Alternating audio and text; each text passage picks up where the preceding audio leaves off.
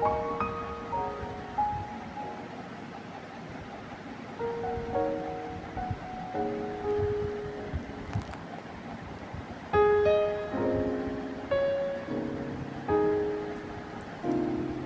সকাল আমার প্রিয় বন্ধুদের। কেমন আছো তোমরা সবাই?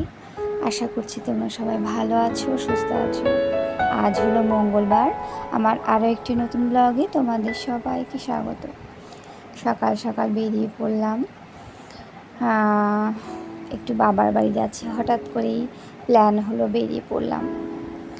বন্ধুরা, আজকে আমার ব্লগটা তোমাদের কাছে ভালো লাগলে প্লিজ একটা লাইক দিয়ে ভিডিওটা দেখা শুরু করো, কমেন্ট করো, শেয়ার করো। আর নতুন বন্ধু হয়ে থাকলে অবশ্যই আমার চ্যানেলটি সাবস্ক্রাইব করে আমার পাশে থেকো। আজকে আমি ভিডিওটা একটু লং ভিডিও বানিয়েছি। প্লিজ তোমরা ভিডিওটা কেউ স্কিপ করো না, সম্পূর্ণ ভিডিওটা দেখার অনুরোধ রইল। সম্পূর্ণ ভিডিওটা দেখতে থাকো, তোমাদের একটু হলেও ভালো লাগবে। আর আমরা তো ট্রেন ধরবো, প্ল্যাটফর্মে চলেও এলাম। তবে প্ল্যাটফর্মে কিছুক্ষণ বসেছিলাম, বসার পরেই ট্রেনটা পেয়েছিলাম। যাই হোক, ট্রেনে উঠে গেছি, মানে দুর্গানগর থেকে বিরাটি প্ল্যাটফর্মে নামবো। সেখান থেকে অটো করে যাব বেলঘরিয়া। তবে অটো করে বেলঘরিয়া কিছুটা সময় লাগে। বেলঘরিয়া থেকে আমরা কল্যাণী সীমান্ত ট্রেন ধরবো।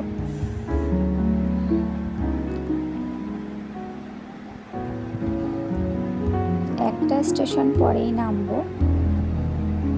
আর দেখো, আকাশে বেশ মেঘ আছে।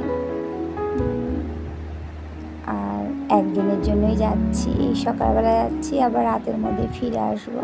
কারণ হাজব্যান্ড আজকে অফিস ছুটি নিয়েছে, আর মেয়ের তো স্কুল খুলে গেছে, বেড়ানোর কোনো সুযোগই নেই। আচ্ছা, আমরা এখন অটোতে বসে আছি। অটোটা ছেড়ে দিলেই আমরা আস্তে আস্তে বেলঘরিয়া চলে যাব। মানে এভাবেই আমরা বেশ কয়েক বছর ধরে যাই। প্রথমের দিকে তো প্রথম কয়েক বছর দমদম হয়ে যেতাম, কিন্তু এখন আমার হাজব্যান্ড এভাবেই নিয়ে যায় আমাকে আমার বাপের বাড়িতে। যাই হোক, অনেকটা রিল্যাক্স হয়।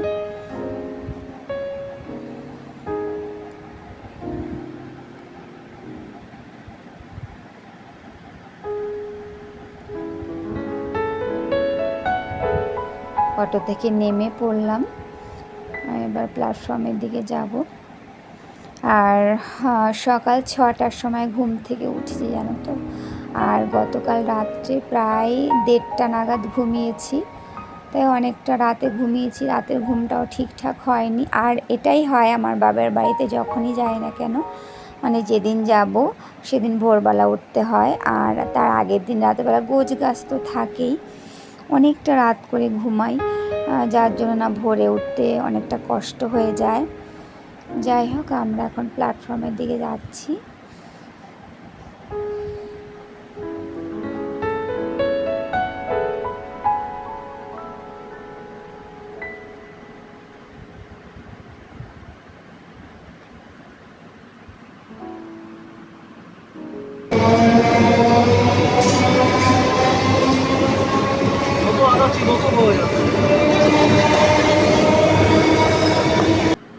আর দেখো, আমরা 3জনে বসে রয়েছি ট্রেনের জন্য। আর আমার মেয়ে না, মানে ভোরবেলা তো ওঠার অভ্যেস নেই, তাই মুখটা কালো করে বসে আছে। যাই হোক, অনেকটা সময় বসেছিলাম, জানো, প্রায় আধা ঘন্টার সময় বসে থাকার পরে আমাদের ট্রেনটা এলো কল্যাণী সীমান্ত। এবার আমরা যাচ্ছি।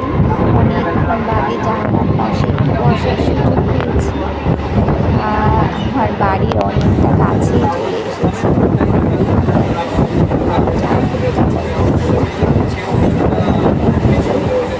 আমার তো ভীষণ, মানে এত গাছপালা সত্যি ভীষণ ভালো লাগে।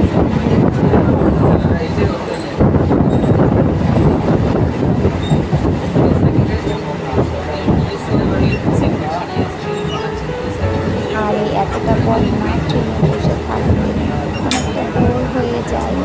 যাই হোক, কথা বলতে বলতে চলে আসি। প্রায় 1 ঘন্টা 15 মিনিট বসে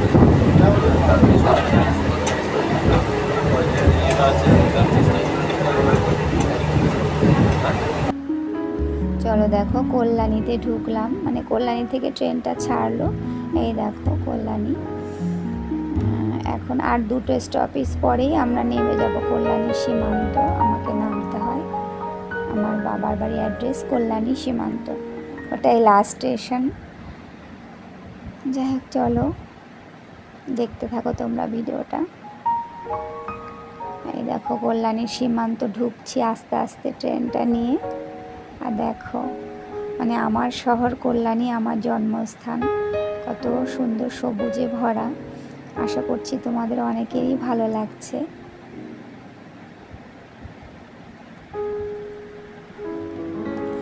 আর এখানে যখন মানে ঢুকে যাই ট্রেনে করে, তখন মনে হয় যেন পরম শান্তি, সমস্ত সাংসারিক মানে সংসারের চাপ টেনশন সব কিছু থেকে মুক্ত হয়ে যায়।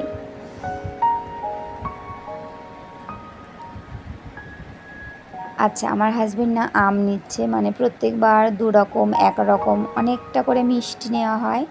তাই আমি আর বাড়িতে মিষ্টি না খেতেই চায় না, আমার ভাই তো একদমই মিষ্টি পছন্দ করে না। তখন হাজব্যান্ডকে বললাম যে জামাই ষষ্ঠীর আগেই যখন চলে এসেছি, আর ষষ্ঠীতে এবছর আসতে পারবো না, আমার হাজব্যান্ডের অফিস ছুটি নেই, তাই তুমি আম নিয়ে চলো। তাই আম নিচ্ছিলাম। দেখো নেমে পড়লাম, আর একটা ছাতা নিয়ে 3 জনে যাচ্ছি। আর এখন ওই 10:30 বাজেনি। চলো যাই। দেখো ঘরের কাছে চলে এসেছি, আর আমাদের গেটের বাইরে এই কুকুরটা রয়েছে, আর গেটের ভিতরেও দেখছি আর একজন রয়েছে। মানে গেটের ভিতরে যে কুকুরটা দেখবে তোমরা, এই যে এটা, ও না সারাদিন আমাদের বাড়িটা পাহারা দেয়। কারণ সারাদিন তো বাড়িতে কেউ থাকে না, ভাই অফিস চলে যায়, বাবু কাজে চলে যায়। এই দেখো ও সারাদিন আমাদের বাড়ি পাহারা দেয়। আর আমার দিদা আওয়াজ দিচ্ছিল, আমার মেয়েকে ডাকছিল, বম্মা তুমি এসেছো। মানে আমার মেয়ে আমার দিদাকে বম্মা বলে ডাকে, আর আমার দিদাও আমার মেয়েকে বম্মা বলে ডাকে। যাই হোক একটু ফ্রেশ হয়ে বাইরে এলাম, আর আমার দিদা না মাছ ধুচ্ছিল। আর আমি দেখতে পাচ্ছি বেগুন গাছ না বেগুন হয়েছে, ছোট্ট একটা বেগুন হয়েছে, 2টো বেগুন গাছ আছে, লঙ্কা গাছে লঙ্কা হয়েছে, এই গাছটাতে লঙ্কা হয়নি। আর এখানে দেখো বেশ বড় একটা বেগুন হয়েছে। আর এগুলো আমার খুব ভালো লাগে আর কি। আর এই দেখো বোম্বাই লঙ্কা গাছ, বেশ মোটা মোটা আর প্রচুর ঝাল হয় লঙ্কাগুলো, আমরা বোম্বাই লঙ্কা বলি, অনেকেই জানো তোমরা। আর এই হলো আমাদের তুলসী মন্দির। বিয়ের আগে মন্দিরে আমি প্রত্যেকদিন সকালবেলা জল দিতাম, পুজো করতাম। যাই হোক, আর দেখো আমার ফেভারিট রান্না করেছে আমার দিদা, আমার হাজব্যান্ডেরও ভীষণ প্রিয় খুদের ভাত। খুদের ভাত আমরা এভাবেই রান্না করি, কড়াইতে পাট শাক দিয়ে, দেখো আলু সিদ্ধ লঙ্কা সিদ্ধ পাট শাক দিয়ে করেছে আমার দিদা। আর আমার দিদার হাতের রান্নাটাই বেশি ভালো লাগে।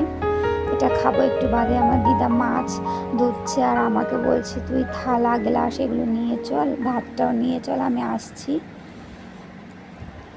যাই হোক আমার এই বাড়িতে আসা একটা কষ্ট হলো এটাই।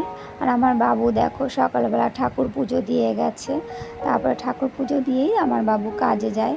আমার বাবু সেভাবে কাজ করে না, প্রয়োজন হয় না, কিন্তু আমার বাবুর মনটা, একটা বেটা ছেলে মানুষ সারাক্ষণ কি বাড়িঘর সামলাতে পারে বলো। তাই মাঝে মধ্যে কাজ করার ইচ্ছে হলেই কাজ করে, মনটা যাতে একটু ভালো থাকে। আর এই দেখো আমার দিদা খুদের ভাত বেড়ে দিচ্ছে। আর আমার এ বাড়িতে আসা একটা কষ্ট এটাই, আমি কারো মুখের দিকেই তাকাতে পারি না। আর তোমরা তো অনেকেই জানো আমার মা হারিয়ে গেছে। আর আজকে এই যে কাজগুলো আমার দিদা করছে, এই কাজগুলো আমার মা করতো। আমার দিদার অনেকটা বয়স হয়েছে, কিন্তু না, আমার দিদা বলে যে তুই আসিস এত দূরের থেকে, তোকে দিয়ে আমি কাজ করাবো, আমি যতদিন বেঁচে আছি আমি একটু কষ্ট করে করি। যাই হোক আমার দিদা রান্নাবান্নাগুলো সবই করছে, আর আমি শুধু দিদার রান্নাগুলোকে মানে সবজি কেটে দেওয়া একটু হেল্প করেছি, গোছগাছ করে আমি দিয়েছি। দিদা একটু কষ্ট হচ্ছে, দিদার একটু না অনেকটাই কষ্ট হচ্ছে গরমের মধ্যে। উনি তো ওনার বাড়িতে রান্নাবান্না কিছু করে না, সব কিছু আমার মামিই করে। কিন্তু আমি যাতে একটু বিশ্রাম পাই এখানে এসে, তাই আমার দিদা রান্না করে। মানে আমার বলতে গিয়ে আমার কান্না পেয়ে যায়, কি বলবো তোমাদের।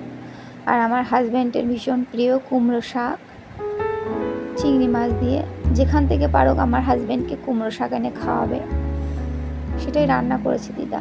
আচ্ছা, রান্নার থেকে বেরিয়ে না আমি আর আমার হাজব্যান্ড একটু বেরোলাম আমার ব্যাংকে যেতে হবে। ব্যাংকে না আমার পাসবইটা আপডেট করাতে হবে। আর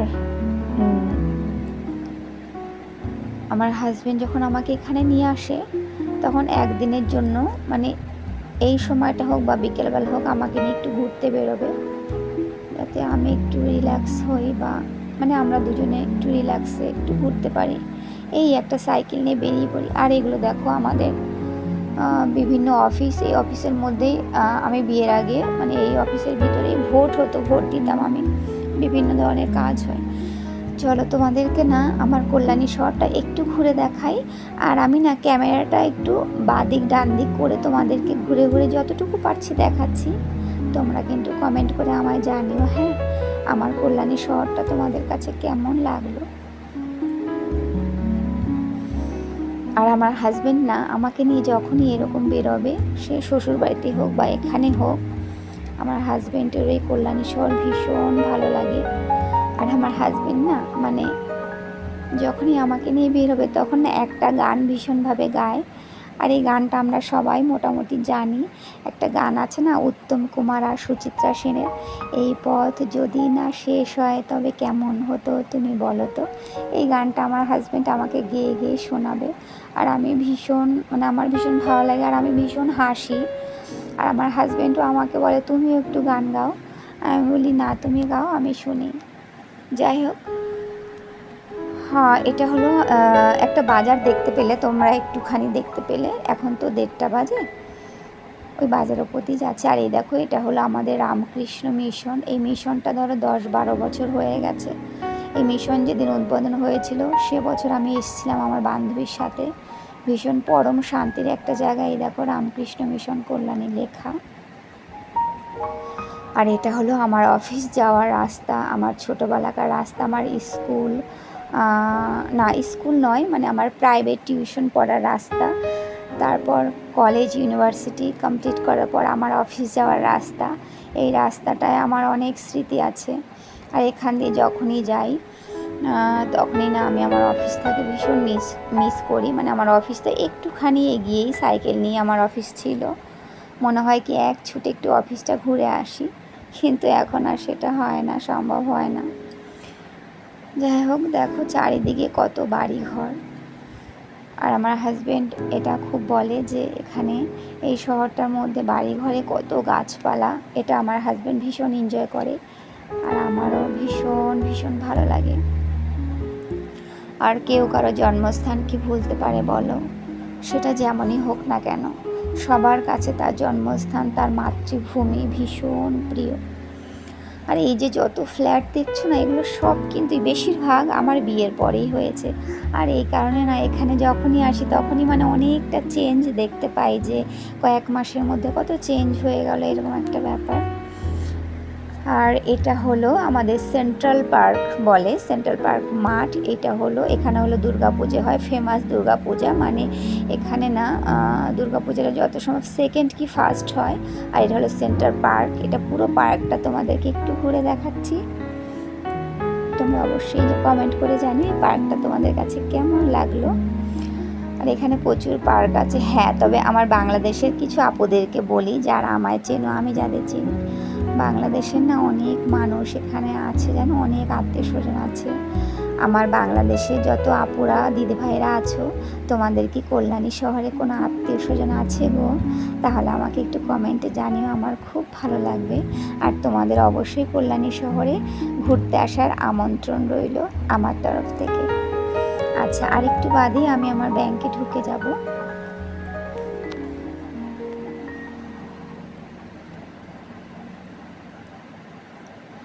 দেখো চারিদিকে শুধু সবুজ আর সবুজ।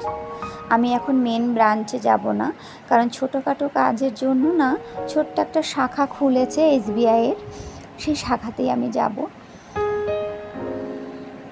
এই দেখো আমার কাজ হয়ে গেছে। SBI ছোট্ট একটা শাখা, এখানে ছোট্টখাটো কাজগুলো হয়, আর বড় কোনো কাজের জন্য মেন ব্রাঞ্চে যেতে হয়। তবে যেন আমাকে আজকে মেন ব্রাঞ্চে যাওয়ার নোটিশ দিল, মানে আমার মেন ব্রাঞ্চে যাব একটাই কারণে, আমার পাসবুকটা হয়েছে আমি যখন জব করতাম তখন করেছিলাম, আর নমনি ছিল আমার মা, তাই এখন তো নমনি চেঞ্জ করতে হবে, নমনি করবো আমার মেয়েকে, এই কারণেই আমাকে মেন ব্রাঞ্চে যেতে হবে। আবার যখন 2-4 দিনের জন্য আসবো তখন যাব। আর এই দেখো একটা পার্ক, এই পার্কে একটা স্মৃতি আছে। এই পার্কে 2 দিন এসেছিলাম। একদিন সেই পার্কে আমার ছোটো মামি, আমার বড় মামি, আমি, আমার হাজব্যান্ড, আমার মেয়ে। তাই আমার হাজব্যান্ড বলছিল আসার সময় যে কত স্মৃতি না জড়িয়ে আছে আমাদের। যাই হোক, বাড়ি এসে আমার মেয়ে দেখো ওই আমটা না গাছে রয়েছে, ও ধরেছে, তাই ও ধরে চুপচাপ দাঁড়িয়েছিল। আর দেখো এই আম গাছটা একটু পরেই দেখাচ্ছে। এই আম গাছ থেকে আমার বাবু কত আম পেড়েছে। আর আমাদের নারকেল গাছ, এটা খুব কম নারকেল আছে, তবে এই গাছটা অনেক নারকেল হয়। আর এই দেখো কাগজি লেবু বলে, এটাকে বলে কাগজি লেবু। সেই লেবু গাছ আমাদের বাড়িতে আছে। লেবু গাছটা বেশ বড় এবং হাত দিয়ে না লেবু পাড়া যায়, মানে লেবুর যে একটা ভারে না গাছটা অনেকটা নিচু হয়ে যায়, তাই আমি না একটু ধরছিলাম লেবুগুলো। আর আমার বাবু বলেছে, আমার বাবু তো কাজে গেছে, কিছুক্ষণ বাদেই চলে আসবে, বলে যে কাজ থেকে এসে তারপর লেবু পেড়ে দেবে। আর বাপের বাড়ি আসার কারণ একটাই, জানো তো, ষষ্ঠীতে আসতে পারবো না, আমার বাবু শুনেছে। তাই কতদিন ধরে আমার হাজব্যান্ডকে বলছে তোমরা আসো, এসে গাছের আম দেখলে ওই আম না বাদুর, এই দেখো এত আম আমার বাবু পেরেছে আমাদের জন্য নিয়ে যাব বলে। তবে এত আম নেব না, অনেক আম এখানে, জানো আমার হাজব্যান্ড আইডিয়া করে বললো নাই করেও 8 থেকে 10 কিলো আম এখানে আছে, এত আম তো নিয়ে যাওয়া সম্ভব না। যাই হোক, বাবু বলছিল আমগুলো না ইঁদুরে খেয়ে ফেলছে, অনেক বড় বড় আম খেয়ে ফেলছে, জানো তো। আর আশেপাশের লোকজন, আত্মীয় স্বজনকে সবাইকে দেওয়া হয়ে গেছে, এবার আমাদেরকেই দেবে। এই দেখো সব কিছু গুছিয়ে রেখেছে। আর দেখো গাছের লেবুগুলো, এতগুলো লেবু, এতগুলো আম সব গুছিয়ে দিয়েছে। আর আমার বড় মামা এসেছিলো দুপুরবেলা, বড় মামাও না তার অফিস থেকে অনেকগুলো আম দিয়ে গেছে। আমার বড় মামা ইউনিভার্সিটিতে জব করে, সেই ইউনিভার্সিটিতে না আমের বাগান আছে, আম গাছের বাগান, জাম গাছ, লিচু গাছের বাগান।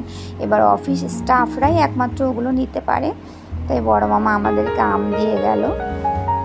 আর এগুলো বাবু ব্যাগে ভরে দিয়েছে নিয়ে যাবো বলে। আর এই দেখো এই আমগুলো আমার বড় মামা এনেছে অফিস থেকে, তাই দিয়ে গেল আমাদেরকে যাতে আমরা নিয়ে যাই। যাই হোক, ষষ্ঠীতে আসবো করে বারবার বলছে, কিন্তু আসা হবে না। আর এই খুদ নিয়েছি, খুদের ভাত ভীষণ প্রিয়, তাই নিয়ে যাচ্ছি খুদ। যখনই আসি তখনই অল্প করে নিয়ে যাই, 2 দিন 3 দিন খাওয়া হয়। আর আমার দিদা এখানে পুজো দেওয়ার জন্য তুলো দিয়েছে, আর এখানে দিদা দিয়েছে কয়েক ধরনের লঙ্কার চারা আর বেগুনের চারা। ব্যাস চলো, এবার এখন 6:45 বাজে, দুপুরে তো খাওয়া দাওয়া করেই নিয়েছি, তারপরে তোমাদেরকে দেখালাম লেবু আর আম। বেরিয়ে পড়েছি 6:45, আর এখন না ট্রেনে বসে আছি, অনেকটা দূরে চলে এসেছি। আর আমার মেয়ের কপালে দেখো আমার দিদা-মা তিলক পরিয়ে দিয়েছে। আর আমার মেয়ে তিলক পরতে ভীষণ পছন্দ করে, মানে ও কপাল থেকে মুছে না, জানো তো, তিলকটা ওর থাকবে কপালে, এরকম একটা ব্যাপার। আর আমার হাজব্যান্ডটা একটু ঘুম পাচ্ছে, ও ঘুমিয়ে চোখ বন্ধ করে আছে। আর আমার মেয়ে একটু কার্টুন দেখছে। আমার মেয়ের ফোনের কোনো নেশা নেই, টিভিরও কোনো নেশা নেই, ওকে যখনই বলি তখনই একটু দেখে, ব্যাস এটুকুই আমার শান্তি। মানে বাচ্চাদের তো ফোনের নেশা আছে অনেক, আমার মেয়ের কোনো নেশা নেই ফোনের নেশা। যাই হোক, একটু কার্টুন দেখছে, মানে গোপাল ভাঁড় দেখছে। চলো এবার বাড়ির দিকে তো রওনা দিয়েছি অনেকক্ষণ। আর দেখো দমদম প্ল্যাটফর্মে বসে আছি ট্রেনের জন্য। আর আমরা একটু টিফিনও করে নিয়েছিলাম, বিস্কুট, কেক, আমার হাজব্যান্ড একটু চা খেলো। আর সারাদিন তো সেরকম বিশ্রাম হয়নি, আমার মেয়েও একটু ঝিমঝিম করছে, ঘুম পাচ্ছে। আচ্ছা, আমরা কিন্তু দুর্গানগরে নেমে গেছি, নেমে গিয়ে না এখন টোটোতে বসে গেছি, আর এখন বাড়ির দিকেই যাচ্ছি, স্পোর্টিং ক্লাবের মাঠের পাশ দিয়ে যাচ্ছি। আর আজকের আমার এই ভিডিওটা তোমরা যারা ধৈর্য ধরে দেখেছো, তোমাদের সবাইকে অসংখ্য ধন্যবাদ। এভাবেই আমার পাশে থেকো, আমি তোমাদের পাশে সব সময় থাকবো। আর এখন বাড়ির দিকেই চলে এসেছি, আর ভিডিওটা বড় করব না। তোমরা সবাই ভালো থেকো, সুস্থ থেকো, তোমাদের সাথে আবার দেখাবে আর একটি নতুন ভিডিও নিয়ে। তোমরা সবাই ভালো থেকো, তোমাদেরকে শুভরাত্রি জানাই।